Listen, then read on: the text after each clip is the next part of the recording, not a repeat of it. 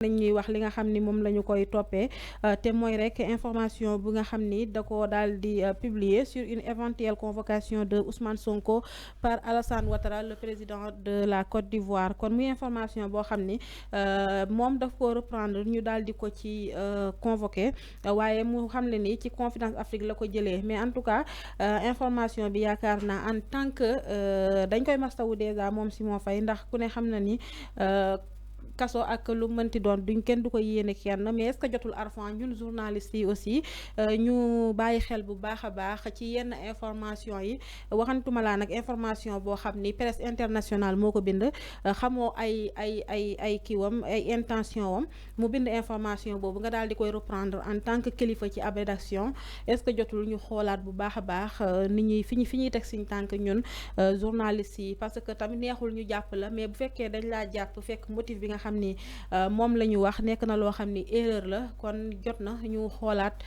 suñu doxalin Arfan. waaw Ami man waa D-Média dañ maa bett. rawatina moom Simon Faye. mënoo liggéey 15 ans. ci journalisme wala 20 ans 20 ans ci journalisme.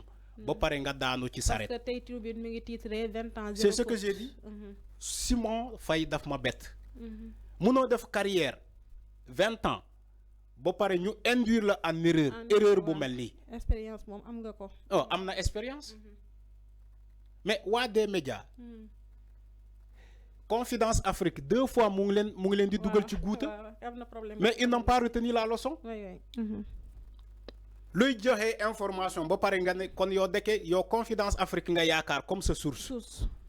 def nañu ko fii ci njëlbeen bi avec le journal La Tribune. ñu convoqué fii Mohamed Traoré xaw ma. waaw mooy le chef le rédacteur. waaw rédacteur en chef bu journal La Tribune. xaw ma directeur de publication bu La Tribune. voilà Mohamed xaw ma. ñu convoqué ko fii. ñu laaj ko mu ne Confidence Afrique laa ko jëlee. ba pare boole si ci ay excuses. di jégalu baal ma. dekew ñoom waa D-Média ils n'ont pas retenu la leçon de Confidence Afrique. Confidence Afrique mu ngi leen di sànq di leen continuer di leen sànq. Simon Faye. yow ñu convoqué la nga ne Confidence Afrique encore nga ko jëlee vous n'êtes pas des professionnels soyez professionnels encore une fois. man dama yaakaar ne journalistes yi fa nekk c'est des journalistes yoo xamante dañoo am professionnalisme. mais li may gis nii. xaw ma ndax dafa am ñu nekk seen ginnaaw di leen wax loolu lu ñu gëmul. dama ne xaw ma mais lu ñuy doxalee nii c'est pas professionnel. Simon Faye encore une fois. moo tax ma ne daf maa bett man. gàcce en tout cas du n'importe qui ci man gàcce laa am. yaakaar naa man mi sa Arfan bu ñu ma tegalee information bi. c'est ce que j'ai dit xalaat ndax. maintenant les gens vont commencer nit ñi dañuy commencer de nier de remettre en cause.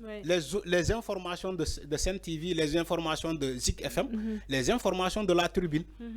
les gens vont commencer de revenir de mettre en cause est-ce que ñii li ñuy joxe comme ibaar wér na. parce que 2 fois. il donne des informations yoo xamante ne c'est tellement fausse amul un Simon Faye nga ne woy nga dem ba daanu aussi bas dinaanu woy Ousmane Sonko le premier ministre Alassane Ouattara moo ko convoqué parce que neexoowuñu yow journaliste bu mel ni yow dina joxe information boobu vraiment te nga xam diggante réew ak réew est-ce que le premier ministre sénégalais a des comptes à rendre au président de la République de la Côte d'Ivoire est-ce qu'il a des comptes à lui rendre c'est insensé loolu boo ko waxee sa doom nga koy wax un premier ministre du Sénégal qui est convoqué par un président de la Côte d'Ivoire est-ce que vous vous rendez compte est-ce que yéen ay nit ngeen pour joxe information boobu nekk leen ay nit le journaliste doit informer juste et vrai tu dois avoir une source bu crédible comme ça bu ñu la convoqué wala bu ñu la laajee foo jëlee xibaar yi même si le journaliste ne révèle pas sa source mais bu demee ba lëj nga ne ah diw de laa ko jëlee mais yéen Confidence Afrique ngeen yaakaar. Confidence Afrique média kii la. journal bu crédible la. Confidence Afrique journal bu crédible la. et vous voyez aujourd'hui ñii ñooy gàkkal presse bi. après vous allez dire que oui le ministre de la communication oui moom moo bëgg a faagaagal presse alors que yéen ay faagaagal presse. en donnant des informations fausses à la population de fausses informations à la population l'ennemi de la presse c'est la presse même yàgg naa ko fi wax ñoom les patrons de presse là ba ñuy taxaw di taper sur la table di naan woy le ministre moo wala Ousmane Sonko moo bëgg a faagaagal presse ma ne leen déedéet. Rectifier leen du Ousmane Sonko du Diomaye du ministre bi les ennemis de la presse ce sont même la presse. Parce que on veut une presse bu crédible ami. yaa ngi dëgg wax ji. leer na on veut une presse bu crédible. buy joxe information bu juste et vrai. La presse sénégalaise a perdu sa place. au niveau continental. Tu sais pourquoi? ñun ñaata ay journalistes la ñuy convoqué ci ay diffamation. waaw ñaata journalistes la ñuy convoqué ci ay diffusion de fausses nouvelles bu ñu leen laajee ñu ne Confidence Afrique la ñuy jëlee information. ci ñaata la ñu toll. Après même ces journalistes là et ces patrons de presse là ñoom ñooy taxaw di joxoñ baaraam tuuma état alors que ñoom ñoo fautif ñoom. Il faut du professionnalisme dans la presse. Il faut du professionnalisme. Encore une fois des médias. Rectifier leen. seen ligne éditoriale fi ngeen jëm baaxul. Vous êtes en train de perdre des personnes. Chaque jour, on voit des journalistes qui démissionnent de des médias. Chaque jour, on voit des convocations sur des médias. Parce que vous donnez des informations fausses à la population. Loolu war nañu ko rectifier. Vous engagez des chroniqueurs pareils. C'est pas ça la presse. Il faut pas salir le nom de cette presse-là. La presse de comment dire, Mamles Camara ndeysaan. La presse de Babacar Touré, la presse de d'éminents journalistes ñi fi nekkoon Mbaye Samb xam nga. Donc il faut donner l'image de cette presse-là. tey lu ñuy gis ci des médias franchement baaxul. man gàcce laa fa am. Surtout un journaliste boo xamante ma yàgg naa ko suivre. waaw Simon Faye. nga dem ba ñu convoqué la ci leen nga ne lan Confidence Afrique nga ko jëlee. xam nga yow doo neex a défendre. même bu ñu lay défendre du ñu mën a am bànqaas bu ñuy sukkandikoo pour jàppale la. parce que da nga ne Confidence Afrique nga jëlee information boobu. te yemuma ci loolu yow Confidence Afrique bu la informé ni que Ousmane Sonko neexawul ak le ministre le président de la Côte d'Ivoire. Confidence Afrique bu la informé ni que le président de la Côte d'Ivoire moom moo convoqué le premier ministre sénégalais. yow en tant que journaliste war nga xam ni que xibaar yooyu wérul. wala Arfan sax nga def la vérification parce que léegi vérification c'est ce que j'ai dit la ñëpp bàyyi. voilà te mooy loo xam ne buñ ko bàyyee rek information. loolu sax balaa ngay vérifier yanul maanaa. ami waaw sa Antoine. loolu sa jarul vérification. personnellement mën nga ko xam ni que loolu yanul maanaa. un président de la République d'un autre pays. ne peut pas convoquer un premier ministre d'un autre État indépendant. loolu amul. loolu yow yaay def analyse sa jàngat ba nga xam ni xibaar bi wérul. ñoom kese ñoo ko joxe. ñoom waa des médias. ñoom kese ñoo joxe information boobu. Même les manipulateurs qui sont de l'autre côté joxewuñu sa information boobu. Donc il faut arrêter. Bon, vraiment, nous avons ñaanal mom Simon Faye, mais je sais que d'après les informations, il est en garde à vue. Nous avons ñaani yalla ñu bay ko mu ñibi continuer d'exercer son métier parce que aussi c'est un père de famille et aussi c'est un journaliste. Nañ ko jappalé. Mais on sait que lu mu wax kenn du ko wax. Information bi wérul. Té un journaliste aussi professionnel ne devait pas donner ces genres d'informations. Point.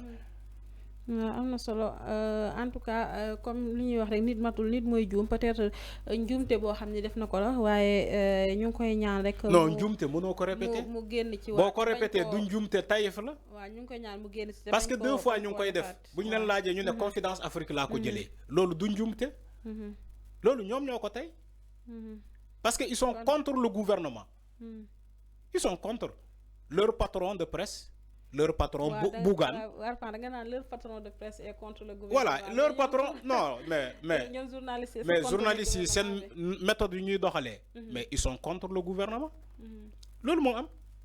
Xawma ndax pour satisfaire les commandes du patron man mako waxé xawma ndax loolu mo am.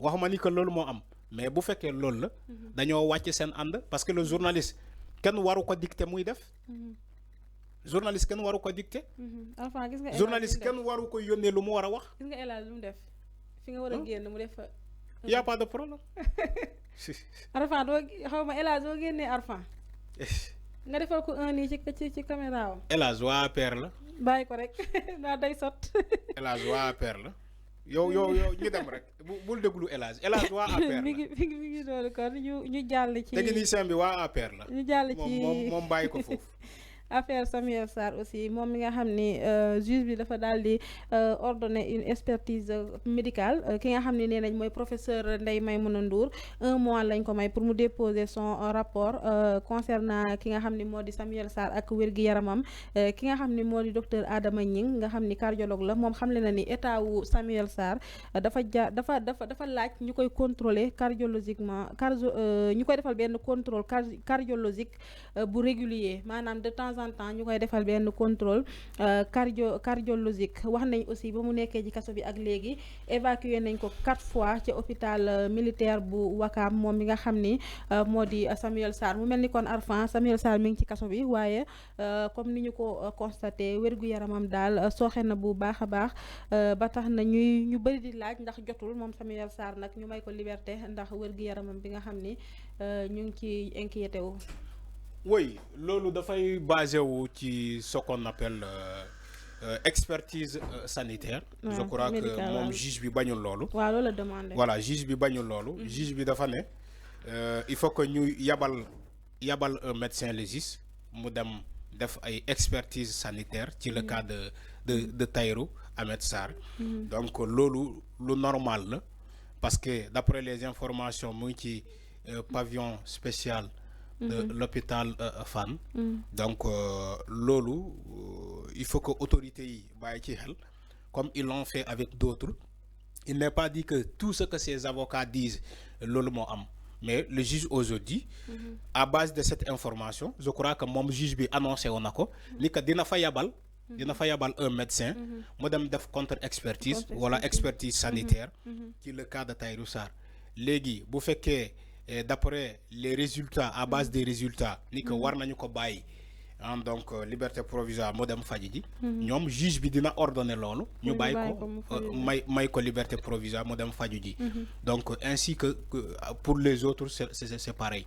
Mais attention, il faut pas que la politique prend le dessus sur l'affaire judiciaire. Lolo, il faut que aussi juge, je crois que xamnañu seen liggéey. Il y a parfois ceux qui se disent au niveau de la presse bo démé amul. Yaa ngi dégg la presse parfois il y a des informations qu'on donne. Oui, Tahirou Sarr dégg naa tey revue de presse. Oui, nañu gaawanto parce que état de santé am lii parce que bu yàggee fii xawma lii presse bi ñuy empile presse bi. Alors que parfois boo demee ci la réalité c'est autre chose. Lolu amul waxuma ni que amul dama ne parfois la réalité. waaw pour affaire politique. Voilà affaire politique la ñuy jël jiital ko yóbbu ko ci presse bi mu ci attardé wu. Moo tax nañu def très attention de l'information. Je sais que le juge il a déjà pris sa décision ni que il va envoyer un médecin là-bas mu dem def expertise sanitaire pour xam